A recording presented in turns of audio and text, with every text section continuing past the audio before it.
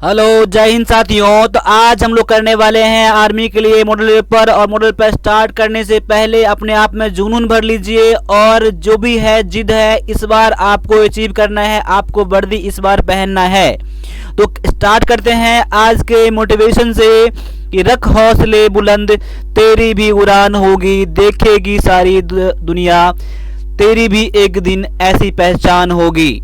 तो आज इस मोटिवेशन से स्टार्ट करते हैं। और आज जो है पूरे 50 प्रश्नों का पेपर है, तो आज लास्ट तक आप जरूर करना इस क्वेश्चन को। देखिए, सबसे पहला आपके सामने में जो क्वेश्चन है देख सकते हैं कि अशोक ने अपनी अंतिम लड़ाई कहाँ लड़ी थी। अशोक ने अपनी अंतिम लड़ाई कहाँ लड़ी थी। तो 4 ऑप्शन आपके सामने में है। पहला है मगध, कलिंग, कोचिन या फिर इनमें से कोई नहीं। तो 4 ऑप्शन में से जो आपका आंसर यहाँ करेक्ट आंसर है ये है ऑप्शन नंबर बी, कलिंग है। कलिंग यानी कि उसकी अंतिम लड़ाई थी।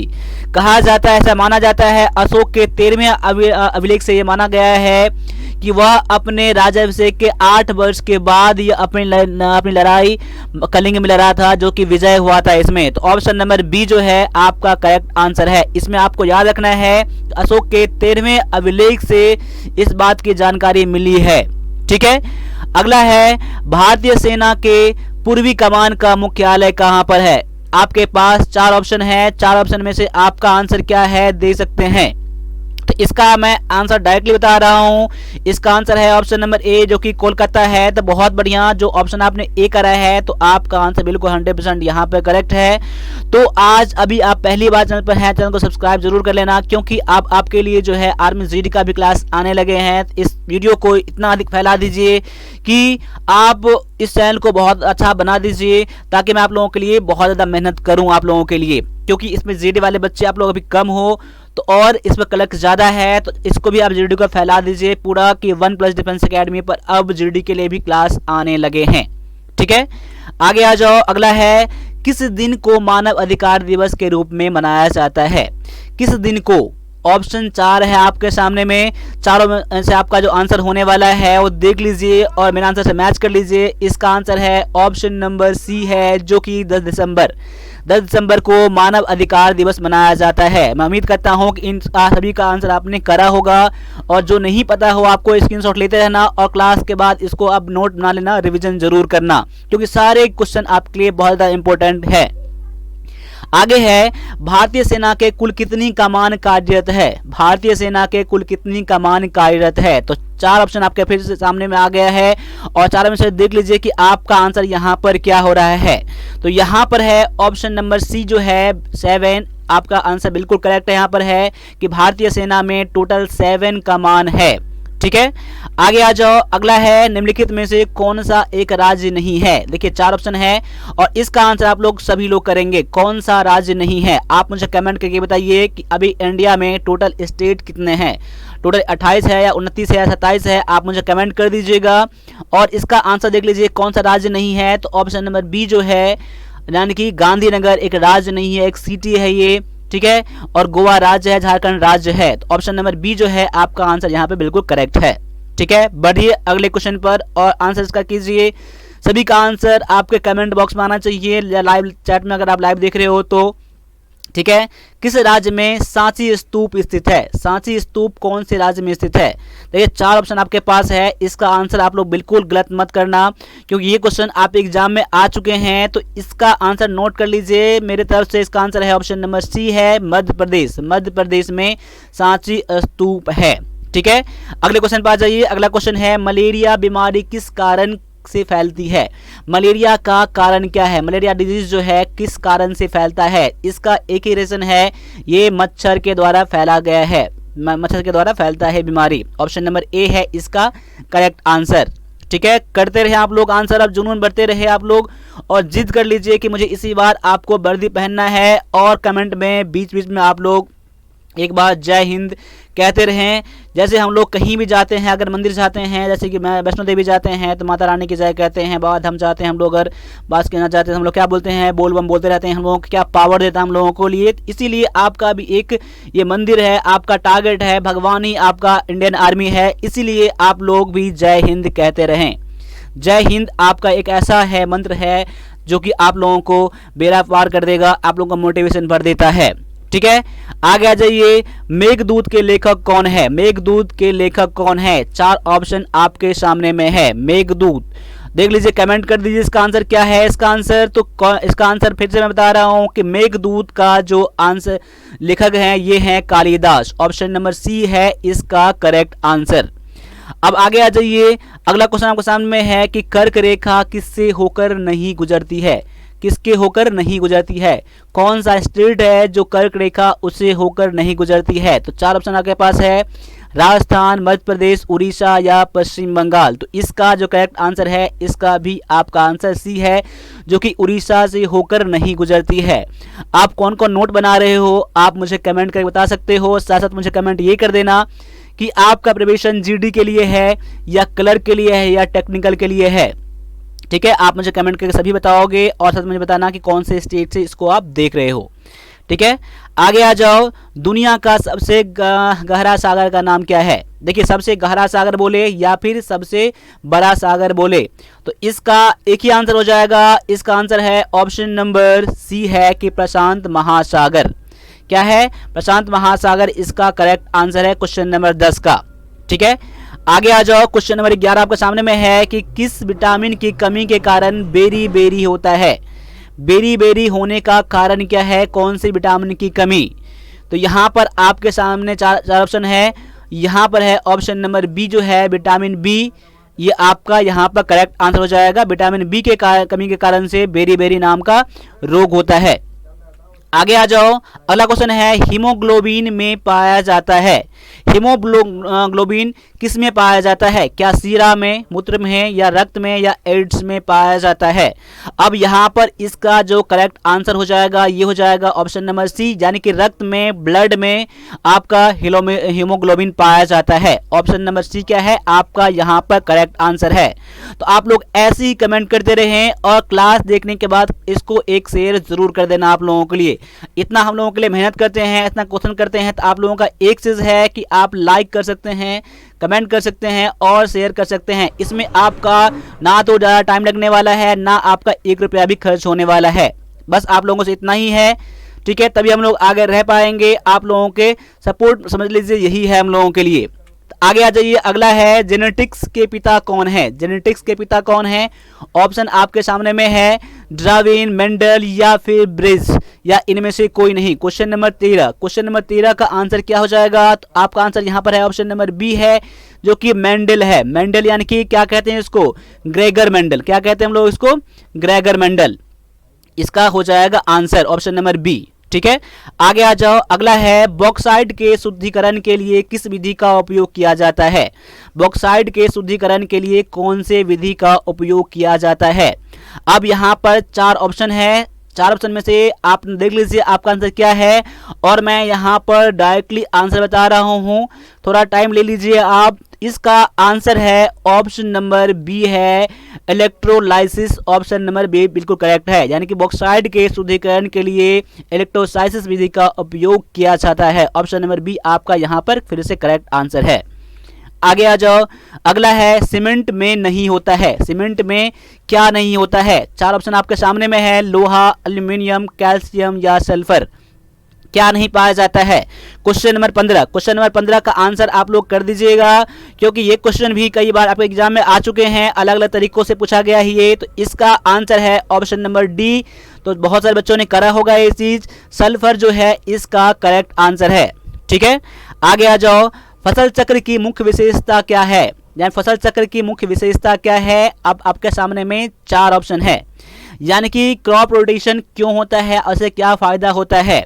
देखिए, तो यहाँ पर 4 ऑप्शन है। पहला है सिंचाई की कम आवश्यकता होती है, या खरपतवार का उन्मूलन होता है, या मृदा उत्पादकता का संरक्षण होता है।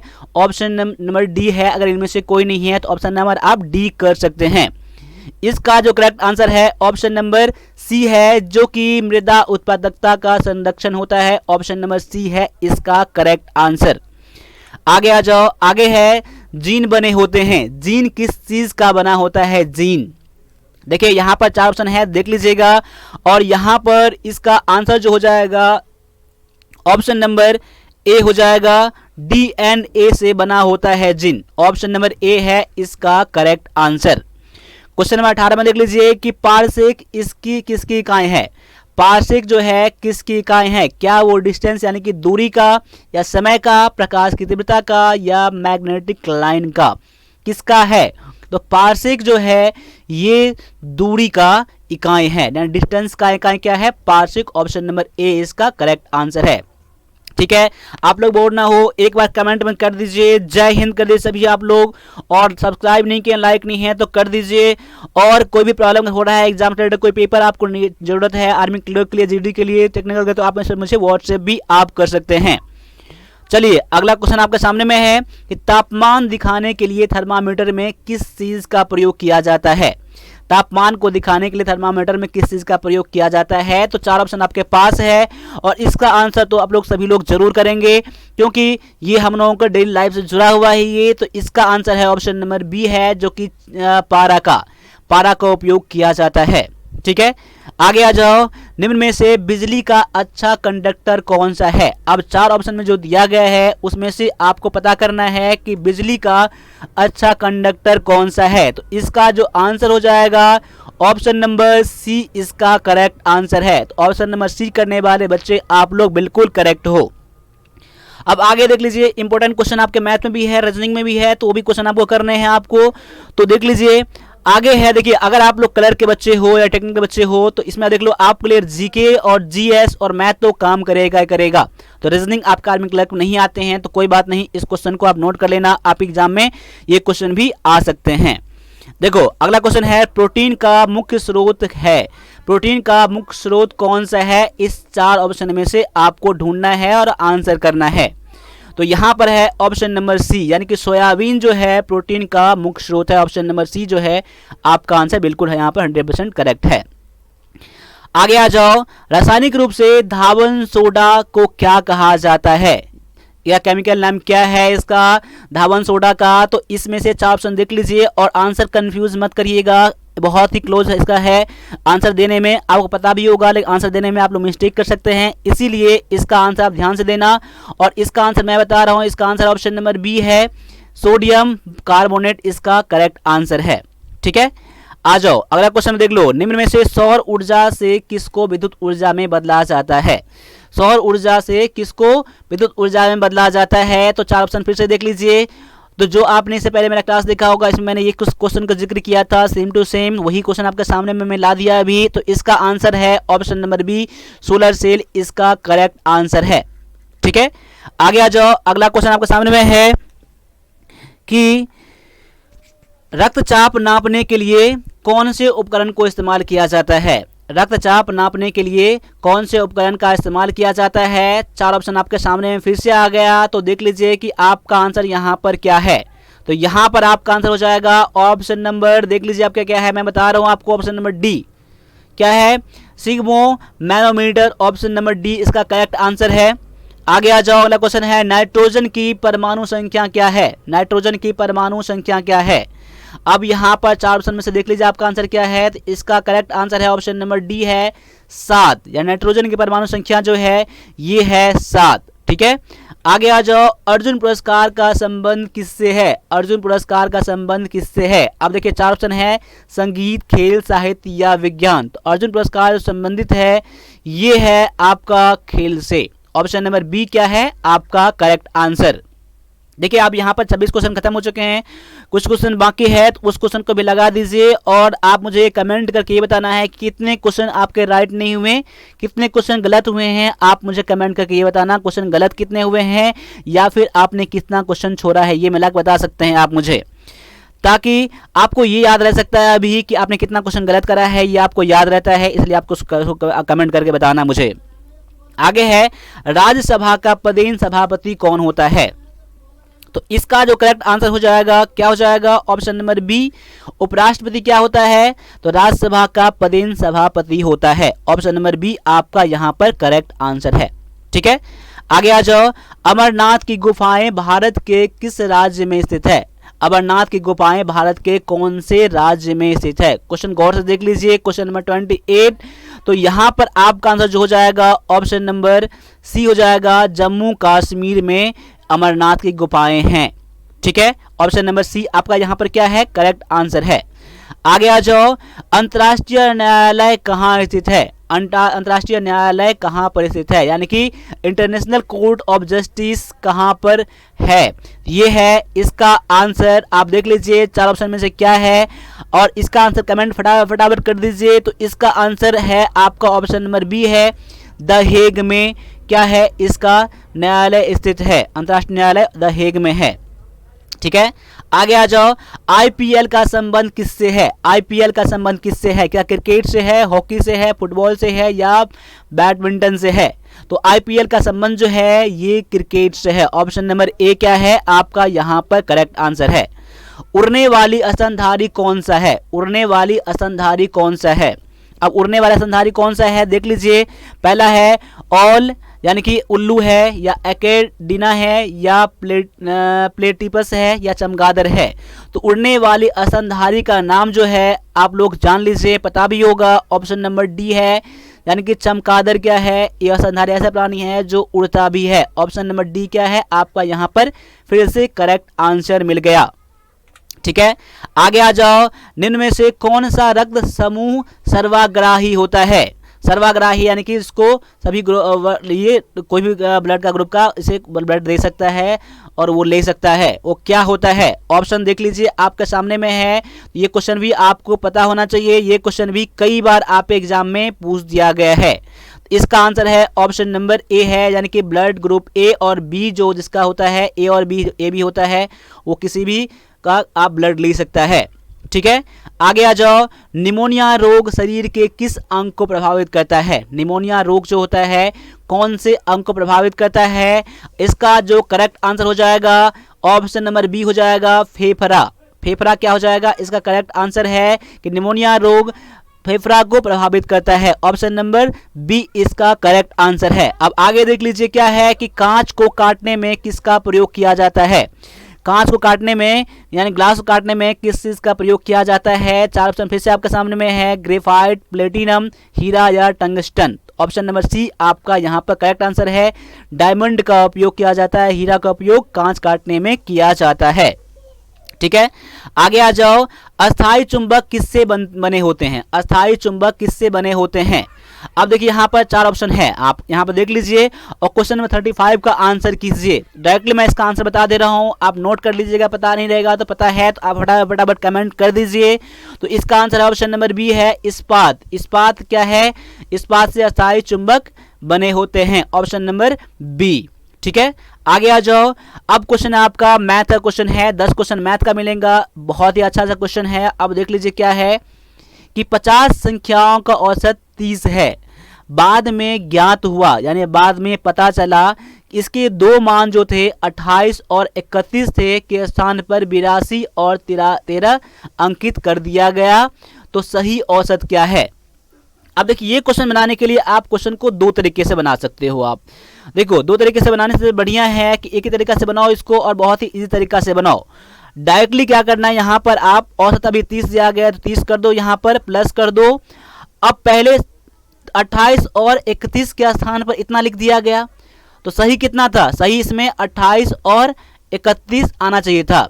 इसमें से कम कर दो कितना? इतना मैंने इसमें जोड़ दिया, ठीक है, और इतना मैं घटा दूंगा मैं जो मैंने गलती से ले लिया था, तो 82 और प्लस माइनस में 13 कर दीजिए। अब बटा में अब तो संख्या कुल निकल जाएगा, इतने संख्या का डिफरेंस है ना, यानी 28 प्लस 31 आना चाहिए था, लेकिन इसके बदले में कितना आ गया? 82 प्लस में 13 आ गया। अब दोनों का जितना डिफरेंस आएगा ये टोटल कुल निकल जाएगा, कुल में से इसका तो औसत ये है ना, तो औसत निकालने के लिए मैं 50 से मुझे भाग करना पड़ेगा, क्योंकि टोटल संख्या कितना है? 50 संख्या है ना, इसको ऐसे ही कर दीजिएगा आप लोग भी। तो 30 प्लस में अब देखो यहाँ कितना हो जाएगा? 8 1 9 और 2 1 3 1 5 हो जाएगा, 5 हो जाएगा, माइनस में 8 3 2 5 और 9 हो जाएगा, इतना हो जाएगा। अब यहाँ घटाओगे कितना निकल जाएगा? माइनस में निकल जाएगा ना, तो माइनस में भी आपका कमेगा इसमें से, यानी कि आप कह सकते हो इसमें से तो आपका हो जाएगा ये 4 सॉरी माफ कीजिएगा 6 ये हो जाएगा 8 या 3 34 हो जाएगा। 34 बटा 50 कर दो। अब यहाँ पर 34 बटा 50 देखिए कुछ तो गलती तो नहीं हो रहा है ना, 34 36 है, तो 36 बटा में 50 यहाँ पर है। अब यहाँ नहीं यहाँ देख लो, अब यहाँ पर 36 30 प्लस में माइनस हो जाएगा ना, माइनस हो जाएगा, कोई माइनस में यहाँ पर आया था तो माइनस यहाँ हो जाएगा। अब 0 से 1 पॉइंट यहाँ पर आ जाएगा तो पॉइंट 5 छक्के 30, 5 छक्के 5 सत्ते 35 हो जाएगा ना, 5 सत्ते 35 और 5 बटा में 10, 0.72 आ जाएगा। अब 0.72 हो जाएगा, यानी घटाओगे तो कितना हो जाएगा ये, तो 29.28 हो जाएगा आपका आंसर। ऑप्शन नंबर ये सी में दिया गया है। तो क्वेश्चन समझने वाली बात क्या था आपको, समझने वाली बात यहाँ पर था आपको, मैंने कैसे करा मैंने आपको, ठीक है। तो ये आपका ऐसे बना सकते हो इस चीज़ को आप, ठीक है। चलो आप ऐसे बनाना वाला इसको, ये बहुत इजी तरीका इसका है। आगे आ जाओ। अब यहाँ पर दिया गया है कि 175 मीटर लंबी ट्रेन 35 मीटर लंबे प्लेटफॉर्म को 12 सेकंड में पार करती है, तो ट्रेन की गति कितने किलोमीटर प्रति घंटा में है। अब यहाँ पर देखो मीटर में दिया गया, सेकंड में दिया गया है और आंसर पूछ रहा है किलोमीटर प्रति घंटा में। पहले इसका मुझे क्या पूछ रहा है, गति पूछ रहा है ना, गति यानी स्पीड पूछ रहा है मुझे। स्पीड का फॉर्मूला क्या होता है, डिस्टेंस अपॉन में टाइम होता है, डिस्टेंस अपॉन में कितना होता है, टाइम होता है ना, टाइम होता है। यानी डिस्टेंस कितना हो जाएगा, जब एक प्लेटफॉर्म को पार करता है ट्रेन तो अपनी लंबाई और प्लेटफॉर्म की लंबाई को जोड़ देते हैं, यानी टोटल डिस्टेंस कितना हो जाएगा 175 प्लस में 35 बटा में दूरी ये हो जाएगा, और टाइम कितना है 12 सेकंड 12। अब क्या देखो 40 सेकंड मीटर में, आप सेकंड में है, ये तो मीटर पर सेकंड आ जाएगा ना, और मीटर पर सेकंड को 18/5 से गुना कर दोगे तो क्या निकल जाएगा आपका किलोमीटर प्रति घंटा। तो डायरेक्टली मैं यहाँ कर दे रहा हूँ। अब यहाँ पर हो जाएगा 210 हो जाएगा, यहाँ पर 5 7 7 10 11 210 बटा में 12 गुना में 18 बटा में 5 कर लो। अब देखो यहाँ पर 6 दूना 12 6 तरीक 18, और यहाँ पर हो जाएगा आपका 5 से काट दो तो 5 का 20 15 42, यहाँ 2 से काट दो 21 21 दिया 63। ऑप्शन नंबर आपका सी मिल गया इसका आंसर, ठीक है।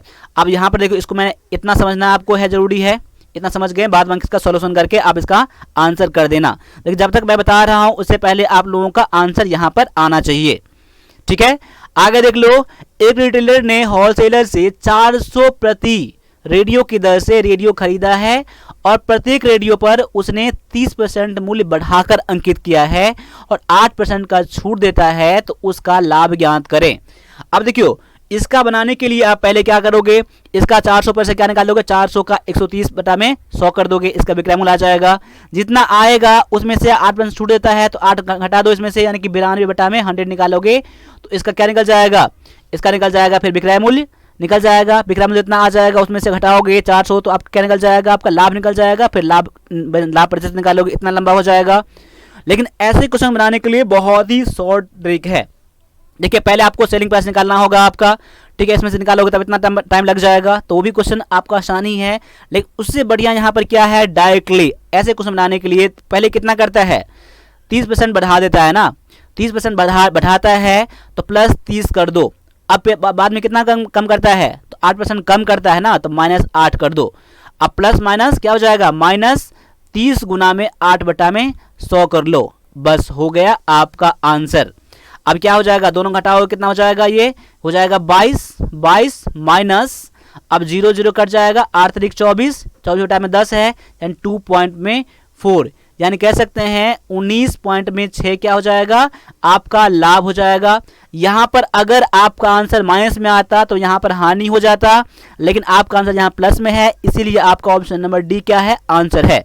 अब देखो, ये बताने के लिए जो है आपका है, आप फॉर्मूला इसको याद रखो, plus minus X plus minus Y plus minus X Y बटा में 100, ऐसा का ये फार्मूला इसका है। अगर बढ़ जाएगा प्लस का यूज़ करेंगे, घटेगा तो माइनस का, उसी तरह से बढ़ेगा तो प्लस का, घटेगा तो माइनस का। यहाँ पर जो साइन लगाएंगे, यहाँ प्लस प्लस प्लस रहेगा तो कर देंगे, यहाँ प्लस माइनस रहेगा तो माइनस कर देंगे, उसके बाद एक्स वाई बटा में 100 कर देंगे, यही हो जाएगा आपका आंसर। अगर आपका यहाँ कैलकुलेशन करने के बाद आंसर प्लस में आता है तो यहाँ वृद्धि यानी कि लाभ हो जाएगा। अगर आपका आंसर माइनस में आ जाएगा तो यहाँ पर हानि हो जाएगा, कमी हो जाएगा, ठीक है। ऐसे मैंने कई बार बता चुका है आपको ऐसा क्वेश्चन करने के लिए, तो आप भी इसको ऐसे ही बनाएंगे। आगे आ जाओ, अगला दिया गया है, त्रिभुज की भुजाओं का अनुपात इतना दिया गया है। तो त्रिभुज का परिमाप 18 सेंटीमीटर है, तो त्रिभुज की क्षेत्रफल कितना हो जाएगा। अब देखो, पहले भुजा दिया गया है, इसमें आपका क्या लगेगा, आपका ये फॉर्मूला लग जाएगा, S बराबर में A प्लस में B प्लस में C बटा में 2 लग जाएगा, फिर इसका जितना निकलेगा इसका मान निकल जाएगा। आप त्रिभुज का क्षेत्रफल निकालने के लिए फॉर्मूला लगाओ, रूट अंडर में S, S minus A, S minus B, S minus C, ये लगाओगे, ये फॉर्मूला लगेगा, इस पर बना लो आप लोग। पहले देखो तीनों भुजा दिया गया है ना, मैं मान लेता हूँ कितना है 2x प्लस में 3x प्लस में 4x बराबर में 18, क्योंकि इसका परिमाप है तो तीनों भुजा का मैंने मान लिया 2x 3x 4x, कितना हो जाएगा 2 3 5 9x बराबर में 8 हो जाएगा, 18 हो जाएगा, यानी कि x बराबर में कितना हो जाएगा, तो ये हो जाएगा 2 हो जाएगा। ठीक है, यानी x का वैल्यू कितना हो जाएगा 2 हो जाएगा ना।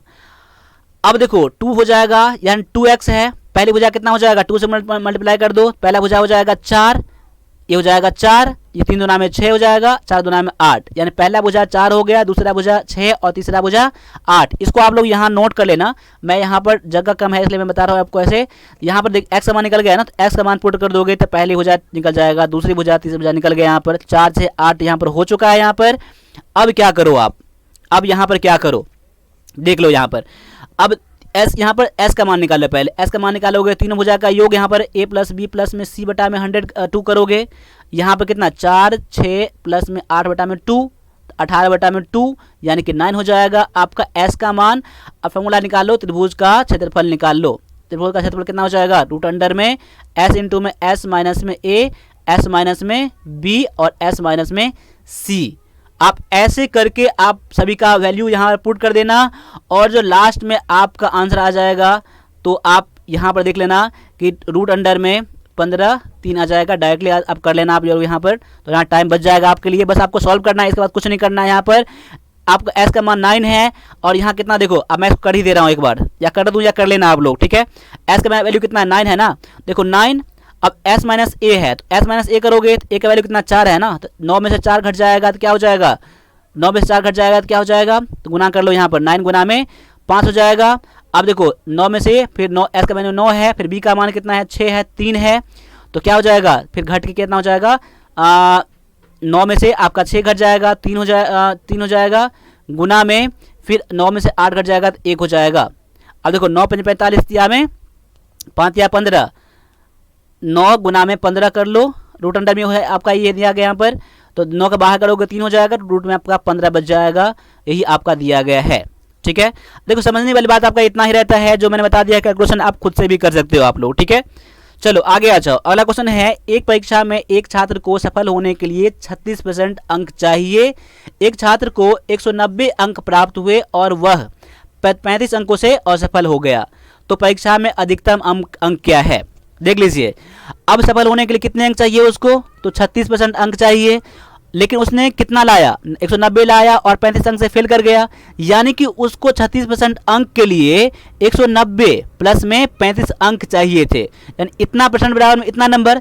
अब इतना नंबर आया, इतना नंबर से फेल कर गया ना, यानी कि 36% कह सकते हैं इन दोनों का योग है, यानी कह सकते हैं कि 36% इक्वल टू कितना 5/225। ठीक है, तो आपको कुल अंक पता करना, अधिकतम अंक ना, तो 100% होता है, तो 100% बराबर में व्हाट, यानी 36% बराबर में इतना हो गया, तो 100% बराबर में कितना हो जाएगा इसको, यानी कि व्हाट का मान निकालेंगे, क्या करोगे क्रॉस मल्टीप्लिकेशन, दोनों गुना कर देना, बटा में 36 कर देना, 225 गुना में 100 बटा में 36 कर दो यहाँ पर। अब यहाँ पर ये करके आंसर जो आपका निकल जाएगा वो देख लो कितना हो जाएगा यहाँ पर 225, अब 6 36, 18 दूना में 36, यहाँ पर 5 और 9 3 22, 225। अब यहाँ सॉल्व करने के बाद आपको निकल जाएगा 625। क्या निकल जाएगा 625, आपका यहाँ पर करेक्ट आंसर हो जाएगा। सॉल्व कर लेना इसको आप लोग। देखो यहाँ पर मैं सॉल्व भी कर दे रहा हूँ इसको, यहाँ पर मैं काट ही दे रहा हूँ। 9 चौका में 36 और 9 दूना में 18, 9 में 25 आ गया, 4 से काट दो 25 हो जाएगा, 25 25 625। देख लो बहुत ईजी था आपका। ठीक है, चलो आगे आ जाओ। आगे दिया गया है, दो उम्मीदवारों के बीच कॉलेज में एक चुनाव में एक को कुल वैध वोटों का 55% मिला। वैध वोट का कुल वोट 1500 कितना था 15,200 था, उसमें से 15% वोट क्या था अवैध था, वोट वैध नहीं था यानी कि अवैध था। दूसरे उम्मीदवार को प्राप्त वैध मतों से पता करना है, जितना वैध मत था उसमें से कितना अंक मिला, कितना वोट मिला, यह आपको पता करना है। देखो ये पता करने के लिए कितना आसान सा है। अब देखो वैध मोटो का पहले उम्मीदवार को कितना मिला 55 ना, वैध मोटो का ना, तो वैध का ही पूछ रहा है, दूसरे का ही पूछ रहा है, इसमें कोई सिंपल सवाल यहाँ पर है। अब उसमें से 15% क्या है, अवैध वोट हो गया, यानी कितना वोट बचा, 85% वोट क्या बचा, इसका वैध है। अब वैध में से इतना जितना निकल जाएगा, क्या निकल जाएगा, वैध मत, वैध में से 55% तो निकाल लिया किसने, तो पहला उम्मीदवार ने, दूसरे को कितना मिला होगा, 45 मिला होगा ना, 45 मिला होगा, कैसे मिला होगा, 100 में से कितना 55 घटा देंगे 45 निकलेगा ना, तो 45 बटा में 100 कर दो, काट के जितना आएगा वही आपका यहाँ पर आंसर आ जाएगा। इसको सॉल्व कर लेना, इसको सॉल्व करने के बाद आपका आंसर जो आएगा ऑप्शन नंबर डी आ जाएगा, चेक कर लेना आप लोग, बस इसमें कुछ नहीं करना है, आपको सॉल्व करना है यहाँ पर, ठीक है।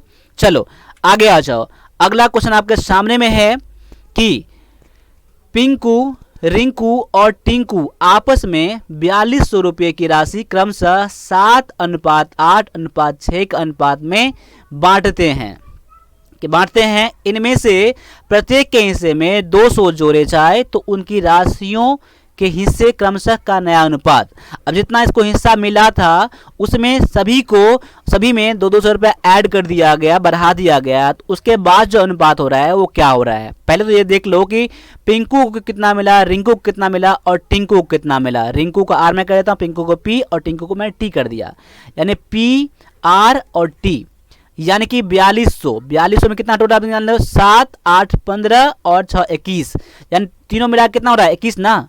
तो आप 4200 क्या कर लेना आप लोग, मैं यहाँ कर देता हूँ पहले सॉल्व रफ में, 4200 का कितना निकल जाए, 21 से भाग लगा दो पहले आप टोटल से, क्योंकि 7 8 15 से 21 होता है, 21 ना मिला 200 आ गया ना। अब 200 में गुना कर कितना कर लो, 200 से पहले 7 में कर दो, 200 सत्ते 1400 किसको मिला, तो पिंको को मिला। रिंकू कितना मिला, 8 है ना पर, 200 8 में 1600 हो जाएगा और 200 छक्के में 1200 हो जाएगा, किसका हो जाएगा, टिंकू का। देखो ये मैंने कैसे निकाला, तीनों का मैंने टोटल कर लिया, तो 200 में मैंने इसमें भाग लगा दिया, 200 आ गया, 200 में से अब अलग अलग हिस्सा कर देंगे।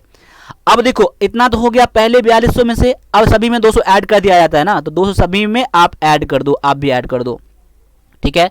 ये हो जाएगा 1400, ये हो जाएगा 1800, ये हो जाएगा 1600। अब देखो 000000 कट जाएगा, मैं अनुपात निकाल रहा हूँ, 2 से काट दो, 8 9 और ये 7, 8:9:7 क्या हो जाएगा, आपका आंसर ऑप्शन नंबर डी यहाँ पर है। तो देख रहे हैं आप लोग, और मेरे आंसर करने से पहले ही आप लोग आंसर सभी का करा कीजिए, ठीक है। अब आगे आ जाओ, अगला क्वेश्चन आपके सामने में है। अब ये क्या क्वेश्चन है कि x पुरुषों की संख्या किसी काम को 30 दिनों में करती है, तो 6 पुरुष और आ जाए तो काम 10 दिन पहले समाप्त हो जाता है, यानी कि पहले 30 दिन में खत्म होता था, अब कितना दिन में, अब 20 दिन में खत्म हो जाएगा, क्योंकि 10 दिन पहले खत्म हो जाएगा। तो पुरुषों की आरंभिक संख्या कितना था, शुरू में पुरुष कितने थे। देखिए आपको कैसे बनाना है क्वेश्चन में, m1 इंटू में d1 बराबर में m2 इंटू में d2। पहले आदमी कितना था, x था, दिन कितने लगते थे, 30 लगते थे। अब आदमी कितने हो गए, x प्लस में 6 बढ़ गया ना, 6 कर दो, अब दिन कितने हो गए, अब 30 में से 10 घट गया, 10 दिन पहले खत्म हो गया, यानी कि 20 हो जाएगा, 30 माइनस 10 कर दो यहाँ पर, यानी कि 30x बराबर में 6 यहाँ पर हो जाएगा, 20 हो जाएगा, 20 गुना कर दो, 20x ये हो जाएगा, प्लस में 20 छक्के 120, 20 से मैंने गुना कर दिया x में और 6 में गुना कर दिया, 20x यहाँ पर कर दो। अब x बराबर एक जगह कर लेना आप लोग, ये हो जाएगा 10x बराबर में 120 हो जाएगा, 10 से काट दो यहाँ पर, 10 दूना में 20, ठीक है। x बराबर में कितना आ गया, 20 हो जाएगा आपका आंसर, यानी पहले कितने लोग थे, तो x का मान कितना निकल गया, 20 निकल गया। अब यहाँ पर देख लो एक बार, मैं आंसर यहाँ ऑप्शन मेरा मैच नहीं कर रहा है यहाँ पर, तो गलत कहाँ पर है, अब देख लीजिए यहाँ पर 10 माफ कर देखिए 0 कट जाएगा, 12 बच जाएगा ना, देखिए मैंने गलती कर दिया यहाँ पर, x बराबर में कितना हो गया, 12 हो गया ना, ऑप्शन नंबर आपका सी निकल गया। देखिए मैंने यहाँ मिस्टेक कर दिया था, अगर मेरा ऑप्शन 20 रहता यहाँ पर तो ऑप्शन हम 20 कर देते, ठीक है, लेकिन यहाँ पर 12 हो जाएगा काट के। क्लियर यहाँ पर हो गया। आगे आ जाओ, वाला क्वेश्चन है किसी वस्तु का मुद्रित मूल्य, यानी कि इसके अंकित मूल्य कहते हैं, ठीक है, मार्केट प्राइस इतना दिया गया है, दुकानदार 5% की छूट देकर इतना रुपये का लाभ कमाता है, तो इस वस्तु का क्रय मूल्य कितना है। तो क्रय मूल्य इसका डायरेक्टली निकाल लो, कॉस्ट प्राइस डायरेक्टली निकाल लो इसका। अब मुद्रित यानी कि 275 रुपया है, अब उसमें छूट कितना देता है, 95 ना, 5%, यानी इसका 95% क्या निकल जाएगा, इसका सेलिंग प्राइस निकल जाएगा ना। अब 275 का 95% निकालोगे तो छूट देने के बाद जो मेरा इसका विक्रयमूल्य हो गया। अब विक्रयमूल्य इतना हो गया ना। अब विक्रयमूल्य से आप लोग क्रयमूल्य कैसे निकालते हो, तो विक्रयमूल्य गुना में 100 बटा में 100 प्लस में लाभ प्रतिशत, 100 प्लस में लाभ, 100 इसमें ऐड कर दो तो 104.5 यही हो जाएगा। काट के इतना हो जाएगा, डायरेक्टली आपका निकल जाएगा। वैसे इसका आप पहले सेलिंग प्राइस भी निकाल लेते हैं आप लोग, फिर इसमें से आप लाभ प्रतिशत यहाँ पर दिया तो देखो अब क्या निकलता है, कॉस्ट पर ग्राम क्या होता है, सेलिंग प्राइस इंटू में 100 बटा में 100 प्लस में प्रॉफिट परसेंट होता है ना यहाँ पर, ठीक है, ये होता है। तो मैंने डायरेक्टली यहाँ पर कर दिया, यहाँ पर सेलिंग प्राइस में गुना करके, ठीक है। अब काट 0 0 कट, एक दोनों कट जाएगा, यहाँ पॉइंट हटाओगे 1 0 यहाँ पर बढ़ जाएगा। अब काट लो यहाँ पर 19 से काटोगे तो 19 से 19 95, देखो 19 पंचे 95, 19 पंचे 95 और 19 पंचे 95, 55 आ गया। काट दो 11 से, काट दो 11 से कट जाएगा, 11 दूना 22, 11 पंच 55, यानी कि 250 क्या हो जाएगा, इसका क्रय मूल्य निकल जाएगा। क्लियर यहाँ पर है। तो इतना आपको मेन समझने की जरूरत था यहाँ पर, बाद बाकी सॉल्व आप खुद कर लेना, ठीक है। सॉल्व करने के लिए जैसे आप गुना भाग करो उतना बेहतर है आप लोगों के लिए, ठीक है। चलो एक क्वेश्चन और का मैथ का है, देख लीजिए क्या है कि एक संख्या को जब 136 से भाग दिया जाता है तो शेषफल 36 आता है। तो यदि उस संख्या को 17 से भाग दिया जाए तो कितना बचेगा, कितना शेषफल बचेगा। तो ऐसे क्वेश्चन को डायरेक्टली क्या करना, आप लोग शेषफल में ही डायरेक्टली इससे भाग लगा, इससे कोई मतलब नहीं मत रखना, डायरेक्टली आप 36 से भाग लगा देना, कितना 17 से भाग लगा देना, 17 में 34 घटा कर 2 आ गया, यानी शेष कितने बच गए, 2 बच गया। ये आपका आंसर है ऑप्शन नंबर डी। इस क्वेश्चन को डायरेक्टली आप क्या करना, अगर आपका ये इसका वैल्यू अगर 17 से कम रहता तो डायरेक्टली वही आपका आंसर हो जाता।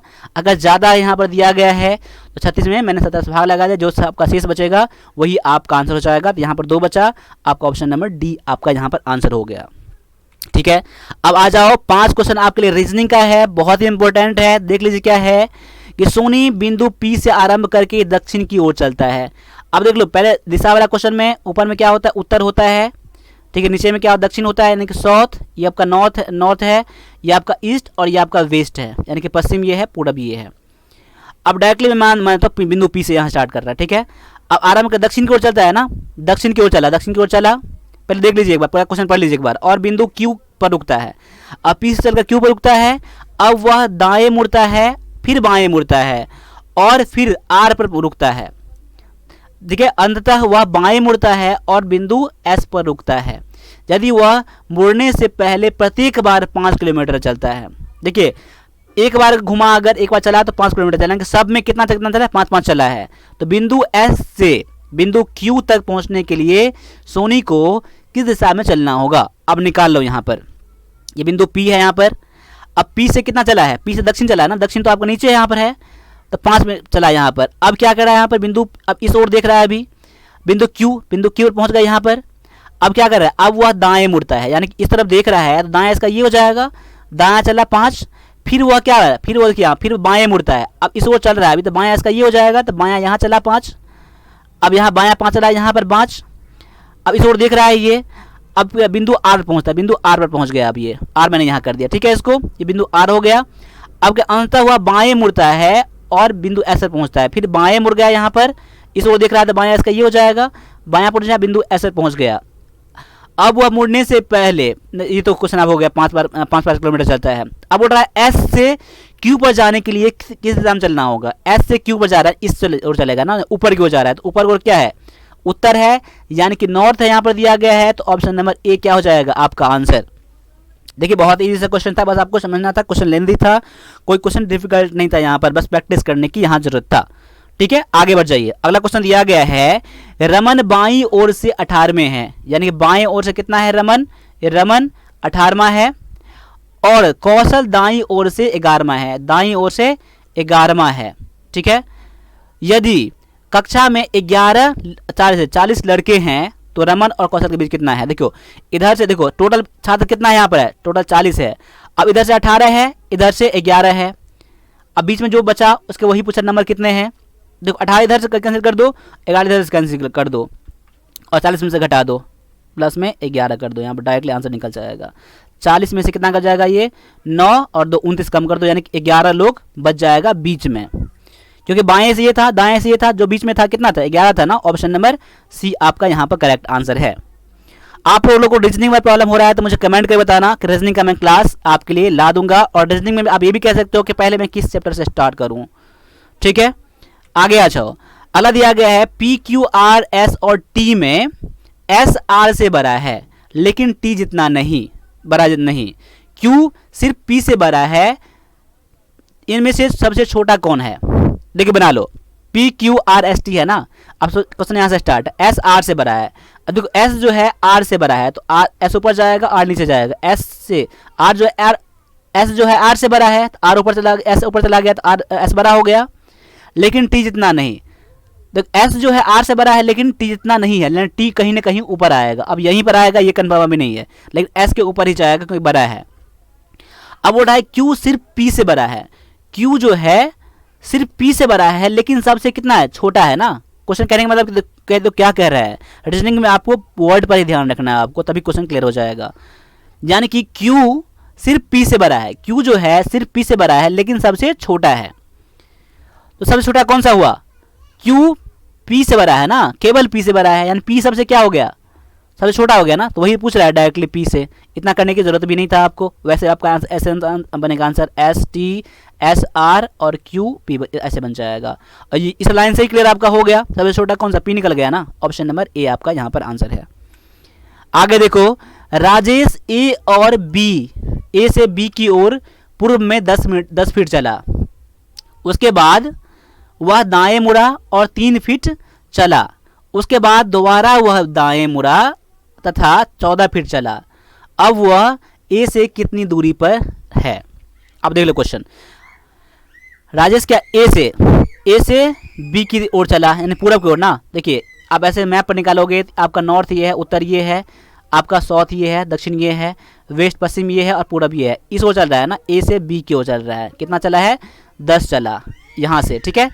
अब उसके बाद दाएं मुड़ गया, अब दाएं इसका इस ओर देख रहा है, यानी ए से बी पर गया, दाएं इसका ये हो जाएगा, यहाँ पर 3 चला। अब क्या कर रहा है? उसके बाद वह दोबारा दाएं मुड़ा, उसके बाद इस ओर देख रहा है अभी ना, इस ओर चला है अभी, दाएं मुड़ा 14 चला, 10 तो इतना हो जाएगा, फिर 4 ये इतना चला गया, यानी 14 किलोमीटर चला। अब यहाँ पर रुक गया वो। अब बोल रहा है क्या, अब ए यहाँ पर है, बी यहाँ हो जाएगा, ए से बी पर ना, ये बी यहाँ नहीं हो जाएगा, ठीक है, बी यहाँ हो जाएगा, ए से बी पर गया। अब बोल रहा है क्या, अब वह ए से कितनी दूरी पर, अब ए यहाँ पर है और बी यहाँ पर है। अब देख लो, अब इसका दूरी निकाल लो। देखो इतना दूरी कितना हो जाएगा, ये तो 10 हो, ये 10 है तो 10 ये भी हो जाएगा। आपको दूरी पूछा, इसका दूरी पूछ रहा है आपको ना, यहाँ पर एक त्रिभुज बन गया, यानी कर्ण बन गया। इसका दूरी तो पता चल गया, मैं 3 है मुझे इस तक का दूरी, क्योंकि इसका दूरी 3 है, 3, और इसका दूरी भी निकल गया क्योंकि 14 यहाँ से लेकर यहाँ तक कितना है, 14 है, और यहाँ तक मैं 10 हटा दो आप, 4 ये बच जाएगा। अब जो कर्ण का स्क्वायर बराबर में क्या होता है, कर्ण बराबर में कितना होता है, कर्ण बराबर में कितना होता है, रूट अंडर में 4 का स्क्वायर प्लस में 3 का स्क्वायर, यानी कि 4 चौका में 16 प्लस में 9, रूट अंडर में कितना 25 हो जाएगा, रूट अंडर में 25 यानी कि 5 क्या हो गया, 5 फीट आपका आंसर हो गया, ऑप्शन नंबर बी। क्लियर हो गया यहाँ पर। आगे आ जाओ, अगला दिया गया है 2 3 5 7 11, 2 3 5 7 11। तो यहाँ पर कौन सा नंबर आएगा? देखो ये आभास संख्या का सीरीज दिया गया है, 2 है, 3 है, 5 है, 7 है, 11 है, तो यहाँ पर 13 आभास संख्या का है, इसमें डिफरेंस कुछ नहीं है। ऑप्शन नंबर सी आपका यहाँ पर करेक्ट आंसर है, ठीक है। इस तरह से मैंने 50 क्वेश्चन कराए हैं आपको, और 50 क्वेश्चन कैसा लगा आपको आप मुझे कमेंट करके बता सकते हैं। इसमें से कितना क्वेश्चन गलत या कितना क्वेश्चन छोड़े हैं आप मुझे वो बता देना। बाद बाकी आपके लिए 10 बजे आपको क्लास मिलते रहेंगे आर्मी जीडी का। तो आर्मी जीडी जितने ग्रुप हैं आप सब में बता देना कि 1+ डिफेंस अकेडमी सर्च कर ले, और चैनल को सब्सक्राइब कर लेना आप लोग, ठीक है। और सभी क्लासेस आपको यहाँ पर फ्री मिल लेंगे आर्मी जीडी के लिए। बाद बाकी आर्मी क्लर्क के लिए फ्री है, यहाँ पर है, अलग से भी वीडियो कोर्स चलता है आर्मी क्लर्क के लिए, तो वो भी ज्वाइन कर सकते हैं। इस नंबर पर ज्वाइन करके साथ साथ आप 1+ डिफेंस अकेडमी का मोबाइल एप्लीकेशन डाउनलोड कर लेना, उस पर रजिस्टर करके इस पर भी क्लास चलेंगे आपके लाइव भी, और सारी क्लासेस यहाँ पर अवेलेबल हैं, और नहीं जो अभी भी ऐड नहीं है वो सारे मिल जाएंगे। बाद बाकी इसके अलावा आप ई बुक भी ले सकते हैं इस नंबर पर कॉल करके, और लिंक भी मैं डाल दूंगा डिस्क्रिप्शन में।